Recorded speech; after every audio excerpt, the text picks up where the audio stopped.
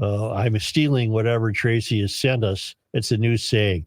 Dancing around an issue without addressing the question shall be henceforth known as the Harris Waltz. Wow. Oh, that's pretty good. Wow. 23 days since she was conveniently nominated, mysteriously told that you're the presidential candidate, and not a word yet. Not a word from her on anything of substance. Not one single word about policy. About anybody ever listen to Hugh Hewitt? I have. Good thinker. Yeah. Well, he has an interesting theory. It's not even that interesting. It might be fairly obvious. He said that it's because her handlers realize she is not capable of being president, and they're not allowing her to talk. I buy that. I can see that for sure. When you go back over the years and play the clips we've played from her, and don't give me that magic bus one or whatever the hell that was, you realize she is in so far over her head. Oh, it's no question. That she could not demonstrate the intellectual capacity to be the president of the United States. And the frightening part is she might win. Oh, yeah. But it's 23 days now, not one. And I don't know what she's afraid of because the press is covering for her. Generally speaking, the conventional news gatherers in the country are covering for this inability of hers to address. What's been the theme of the show lately, Matt? We're effed. No, Tim Walz needs to resign. No, besides that one. We don't know anything. Yeah. Wait. Did you say the press is covering? Mm-hmm. What's on the vice president's schedule today? Well, she's traveling and talking to voters and getting her message out there to the American people, something that she's been doing from the very start of this campaign and something that she certainly did when she was President Biden's running mate as vice president. But look, you just mentioned the speech she's going to be giving. But that's right. I was asking about today, and I don't think she's got any campaign events on the schedule today, does she? Well, she and Governor Walz have been traveling across the country. They hit nearly every battleground state last week. On the campaign trail, they raised $36 million within the first 24 hours. You can't just answer the question. Well, that's her campaign spokesman, Adrian Elrod. Mother of God, we don't know one single policy that she might advance to our destruction. We don't know one. The other guy went on X and was slurring his words and had technical difficulties. This country is in a mess, and we don't know anything. You think? Kamala, what do you intend to do? Who do you intend to be? How do you intend to speak? She speaks differently depending on the audience she's addressing. And what just got passed off as information was, well, she's traveling and raising money. For what? What are the policies? No one can name one. She was against fracking. Apparently, she's now not against fracking. Because she would lose Pennsylvania. Oh, interesting. Is that why? It's got to be that's why. It's got to be. The thing is, and some people we're just being gaslit to death. That's the problem. There's another way to say this that might be saner and more and calmer.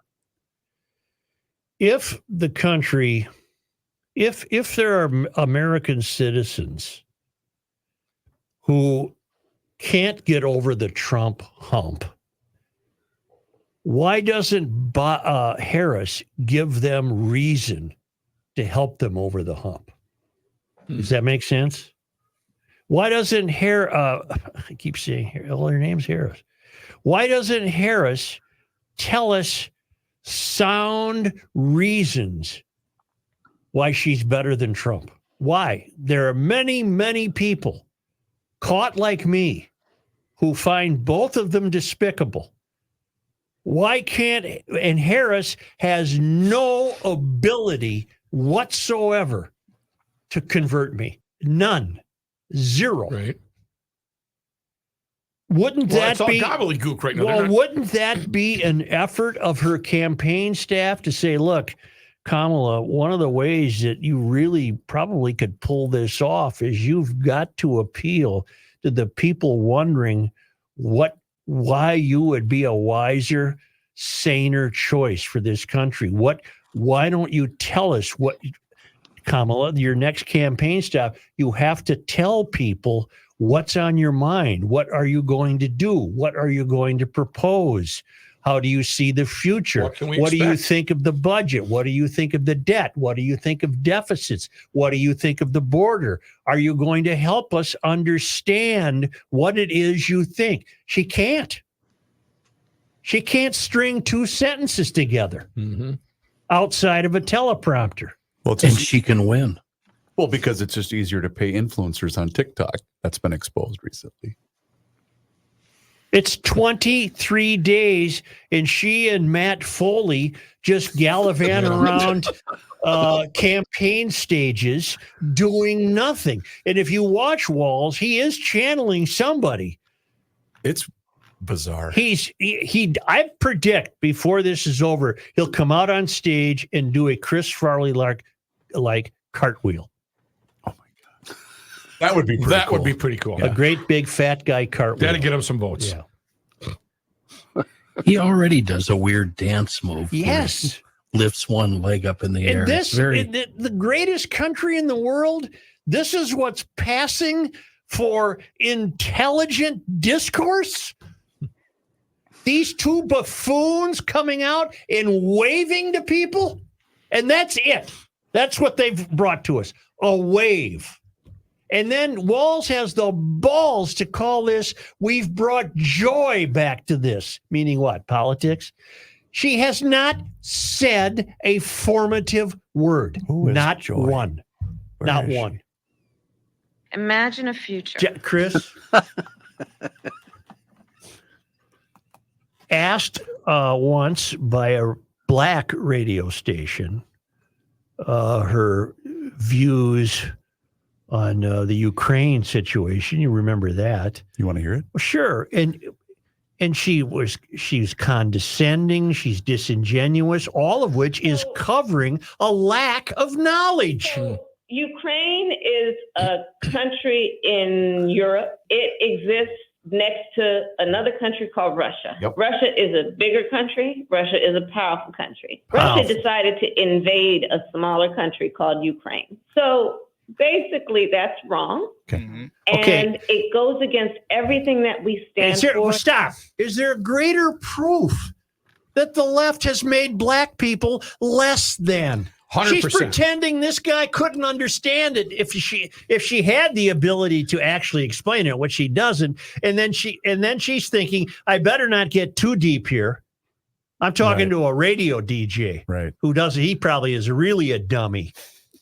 Aren't we all? Honest to Well- God in heaven. Aren't we all? You know, We're not Well, as and dumb even as when that. you watch her campaign stops, the fact that she changes her accent when she's in Detroit as opposed to when Hillary she's in. did the same thing. But that's what I'm saying. It's straight out of the playbook, right? That's straight out of the Democratic playbook.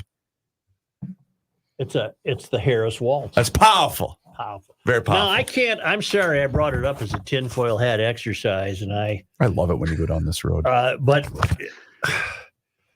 there are, according to Seamus Bruner, he's writing. Look him up, rookie. Seamus, Seamus. Oh, Seamus. Bruner, Bruner. I don't know who that is. Seamus Bruner. It's a piece in Breitbart. Seamus Bruner. Shouldn't take you long. Researcher and author. Let's see. Who was he working for, though? He's a best-selling author of 2 best-selling books, Fallout and Compromised, that expose federal corruption and nuclear bribes. Okay. Well, here's a piece he has in Breitbart. I'm sorry, I can't avoid this. We've learned more in the last 3 weeks about Walz than we knew in the previous 10 years. absolutely. Now, how long will it be before we know anything about Peggy Flanagan? There was a big piece in the Star Tribune either yesterday or the day before that was all, again, just platitudes and bromides. Well, No information. When would she be up for re-election if, in fact, Walz goes to the White House? 2026. That's when we'll learn who Peggy Flanagan is. No, you not from anybody conventional locally. You won't. Yeah. Here's this piece, exclusive from Seamus Bruner. Keep reading, Rook, in case I should know something that should disqualify. I'm trying to be on the square here. Should Seamus Bruner be disqualified from commenting about Walz? According to his own website, he is a American psychologist and writer. His research has been featured on the front page of publications like New York Times, Wall Street Journal, and Washington Post, and resulted in multiple 60-minute exposés. He discusses his findings on national TV and radio. Sounds pretty. It sounds safe to go with him, doesn't it? Yes. 7 troubling Tim Walz connections to communist China. This started with a tinfoil hat expose. And it's proven to be true. Minnesota Governor Tim Walz has an abnormal relationship with China. No matter how long I live, I will never be treated that well again. It was an excellent experience, Walz said upon his return from the first of his many trips there. Walz claims that his Chinese host lavished him with more gifts than I could bring home. Walz and his supporters would like us to believe that his cozy ties to the Chinese Communist Party are not unusual. In fact, he is hawkish and a staunch critic of the CCP's human rights abuses, his media allies say. Well, I think his minders there tell him to be. So, he has to looks be decent. Yeah. The Chinese have an expression for the practice of providing cover for the communist regime while issuing occasional muted critiques. It's called big help with a little bad mouth. Big help with a little bad mouth. Sure. As Breitbart News reported, Walz first visited China in 1989 under the auspices of a now shuttered Harvard program called World Teach. Walz became so enamored with the country that he and his wife honeymooned there after their marriage on June 4, 1994, the 5th anniversary of Tiananmen Square massacre. Walz wanted to have a wedding anniversary date he'd always remember, according to his wife. Okay. So he didn't remember her birthday or Christmas. I didn't get the. He remembered Tiananmen Square. I mean, that's a lot of us. Okay, All right. Don't go crazy there. The Walz newlyweds brought 60 students with them on their honeymoon. Brought 60 students with them on their honeymoon, kicking off the first of many student exchange trips to the communist country. Walz and his wife set up a company, Education Travel Adventures, Inc., to facilitate trips to China. They ultimately ended up taking more than 30 trips there. Walz's last known trip to China was in 2015, but he continues to meet with communist officials and headline CCP-backed events. Walz's deep and abiding ties to China, including multiple connections to CCP intelligence front organizations, present troubling national security questions about a potential Harris-Walz administration. Wouldn't this be something they might address? You'd think. Here are Walz's top 7 connections to the CCP that demand explanation. 1, the CCP approved and subsidized Walz student exchanges. After his first trip to China in 1989, Walz returned to his teaching job in America and hung a Chinese banner in his school office. Ooh. By 1993, Walz was taking American students on visits to China where he told his students to downplay their Americanness. All right. Oh, boy. When asked about why he was so interested in China early on, Walz stated, China was coming, and that's the reason that I went. I don't know what he means by that. China was coming. According to U.S. national security expert John Schindler, no American would be allowed to run academic exchanges for a couple of decades on the CCP's dime without Ministry of State Security approval. It just wouldn't happen. Shockingly, Chinese authorities reportedly covered a large part of the cost of the 1993 summer trip. The next year, Walz and the Chinese government jointly sponsored scholarships for American students to visit China. Between 1989 and 2003, Walz traveled with hundreds of students to China. Did Walz or his company, Education Travel Adventures, Inc., receive any money from the Chinese government? His public financial disclosures do not go back far enough to know. All right.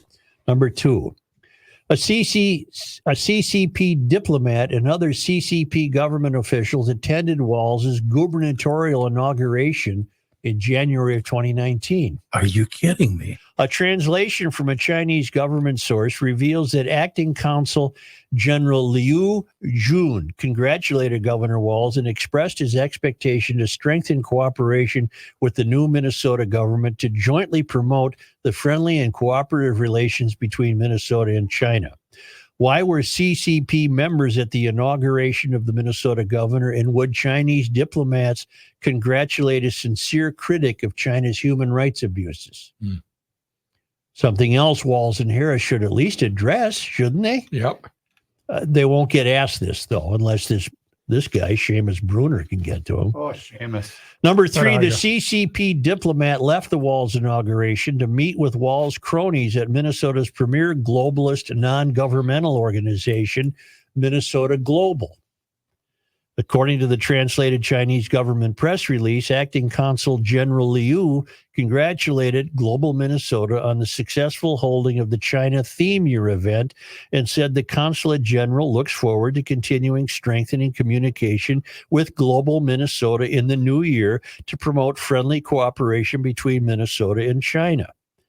Global Minnesota is close with Walz and has sponsored at least one of his foreign trips to Finland. Last December, Walz awarded a Global Minnesota nominee for a business award. Global Minnesota is affiliated with globalist entities like the UN and frequently invites Walz for speaking engagements in 2020, 2021, and 2022. Well, let's be calm here. I mean, he's just believing that it could be beneficial to Minnesota's businesses to have a great relationship with China. Oh, wait, except his business tax policies are so punishing, businesses are leaving Minnesota. Right. Number 4, Walz has close connections to a Twin Cities-based organization that houses an alleged secret CCP police station, one of only 7 secret CCP police stations in the U.S. In 2022, Minnesota Global partnered with a group called the Chinese American Association of Minnesota to send delegations to China. All right. That group, that's called the Chinese American Association of Minnesota, has been accused of housing a CCP intelligence agency service center, which is effectively a secret CCP police station in Minnesota. Okay, now you're getting somewhere. That's fascinating. The Chinese Communist Party CCP United Front Work Department, which at least one U.S. government commission is characterized as Chinese Intelligence Service, operates a so-called overseas China service centers that are housed within various U.S.-based nonprofits. Overseas Chinese service centers were ostensibly set up to promote Chinese culture and assist Chinese citizens living abroad. Well, you can't fault them for that. No. Can you? No. Oh, no, I'm serious. I mean, if that's all that is. Okay. In April of 2023, the Justice Department busted an alleged CCP Ministry of Public Security outpost with which the DOJ called a secret police station used to monitor and intimidate dissidents and other critics of Beijing. Why has Walz failed to shut down this overseas Chinese service center operating out of Minnesota? Why is that? I'd like to know. Number 5, then Congressman Walz praised a CCP-backed event that he attended with CCP diplomats in 2018. According to the Consulate General of the People's Republic of China in Chicago, the event Walz attended was the greatest spirit. Embrace China, beautiful Sichuan, hosted on Minnesota University's Northrop Theater. The event was sponsored by the CCP's All China Federation of Returned Overseas Chinese, according to the Chinese government website. U.S. Congressman Walz commented that 30 years ago, he celebrated the Mid-Autumn Festival for the first time in Foshan, Guangdong. As Mid-American Festival stands out in Chinese culture as a special day of family reunions, it was a pleasure to enjoy this performance with everyone together. China and the U.S. have a solid tradition of cultural exchanges, and hopefully both countries can maintain this tradition and amicable relations. Well, I mean, I know a woman who goes to Paris quite a bit, and I'm being serious now, and she just loves it. I mean, you know. What are you going to do? Well, Paris isn't a communist country. A little True. different than China. But I mean, I know there are people, I have relatives who live in Ireland and come back and forth. We all know people who love exchange and the cultural influences of other countries. Is that maybe that's all this is? I know a guy married to a Chinese gal, and if they go back to China, she has to stay. Really? So, yeah, that's curious. Wow. Number 6, less than 1 year into his first gubernatorial term, Walz was an honored guest speaker at multiple CCP-backed influence operation events in 2019. 10 months after his inauguration, Walz accepted a speaking gig from a CCP-backed event, joining the president of the Chinese People Association for Friendship with Foreign Countries on the short list of speakers. Walz was invited to speak about his experiences in China and Minnesota's connections with China. Walz was also a guest speaker at the U.S.-China People's Friendship Association Convention in 2019, along with CPAFFC President Li Zhaolin. The Chinese People's Association for Friendship is effectively a CCP United Front cutout that is accused of directly and malignly influencing state and local politicians in the U.S., according to the State Department. The CCP's United Front influence operation is specifically tasked with co-opting and neutralizing threats to the party's rule and spreading its influence and propaganda overseas. Beijing view United Front Operation Magic Weapon to advance CCP objectives around the world. Okay, the question, why is Walz so cozy with the obvious CCP intelligence opportunities